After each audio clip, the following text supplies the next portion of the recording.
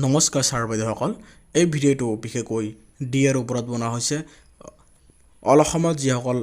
TET শিক্ষক শিক্ষয়িত্ৰীসকলে এছএছএৰ অৰ্থাৎ ঠিকাভিত্তিক হিচাপে কাম কৰি আছে তেওঁলোকৰ এটা ডাঙৰ সমস্যা হ'ল তেওঁলোকে বহু দিনৰ পৰা তেওঁলোকৰ ডিএৰটো ভালকৈ পোৱা নাই এই ডিএৰ ক্ষেত্ৰত যদি আমি চাওঁ অন্যান্য গভৰ্ণমেণ্ট এমপ্লয়ীসকলে তেওঁলোকৰ ডিএৰ 34% বৰ্তমান সংগ্ৰহ কৰি আছে আৰু কেন্দ্ৰৰ পৰা অলৰেডি 5% আৰু এটা নিৰ্দেশন আহিছে গতিকে এইবিলাক অৰ্ডাৰ সকলোৰ ক্ষেত্ৰত সবেই একেভাৱে ডিএ প্লাছ পাই আছে বৰ্ধিতভাৱে পাই আছে কিন্তু এছএছআৰ শিক্ষকসকলে ইয়াৰ পৰা বঞ্চিত হৈছে ইয়াতে ডাঙৰ ৰহস্য আছে ইয়াৰ আঁৰত নিশ্চয় কিবা এটা কাৰণ লুকাই আছে গতিকে এই গভৰ্ণমেণ্টে ইয়াৰ মেটাৰটো ভালকৈ চোৱা নাই আমি দাবী জনাওঁ তেওঁলোকৰ প্ৰাপ্যখিনি এতিয়াই আদায় দিলে বেছি ভাল আমি নিশ্চয় আনন্দিত হ'ম আমি অসমৰ বিভিন্ন এমপ্লয়ীসকলৰ ক্ষেত্ৰত যদি চাওঁ তেওঁলোকৰ ডিএসমূহ সময়ে সময়ে তেওঁলোকৰ অৰ্ডাৰ আহি থাকে পাই থাকে কিন্তু এছএছআৰ শিক্ষকসকলে শিক্ষাদানৰ ক্ষেত্ৰত অৰ্থাৎ শিক্ষক বুলি টেট শিক্ষক বুলি ক'লে তেওঁলোকৰ যেতিয়া 2012 চনৰ প্ৰথম সেনানী হিচাপে কাম কৰিবলৈ তেওঁলোকে আগবাঢ়ি আহে তেওঁলোকে নিজৰ ত্যাগ স্বাৰ্থ এইবিলাক চব পাহৰি নিজৰ ত্যাগ চব পাহৰি একেবাৰে ধুনীয়া সামাজিকভাৱে যিবিলাক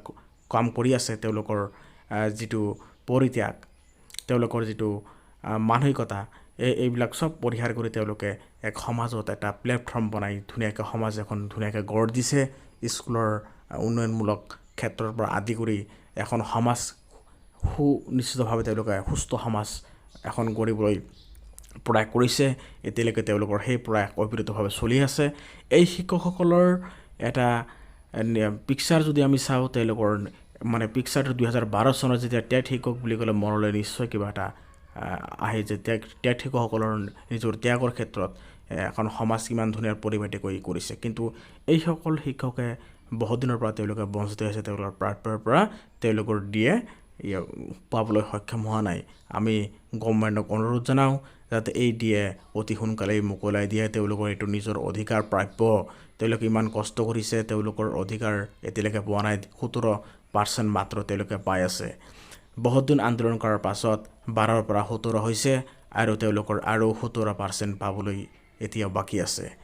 3 বছৰ হৈ গ'ল তেওঁলোকৰ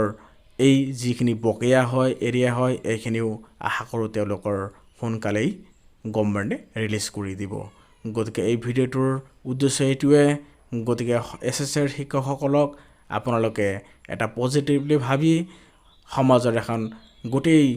জাতিৰ এটা সেনানী হিচাপে ভাবি লৈ তেওঁলোকক আগুৱাই যোৱাত মানসিকভাৱে যিটো বিকাৰগ্ৰস্ত হৈ আছে মানসিকভাৱে তেওঁলোকে প্ৰব্লেম ফেচ কৰি আছে এইটো ডিএ আৰু তেওঁলোকৰ প্ৰাপ্যসমূহ আদায় দি নিশ্চয় ইয়াৰ পৰা তেওঁলোকক বচাই ৰাখিব বুলি আশা কৰিছোঁ ধন্যবাদ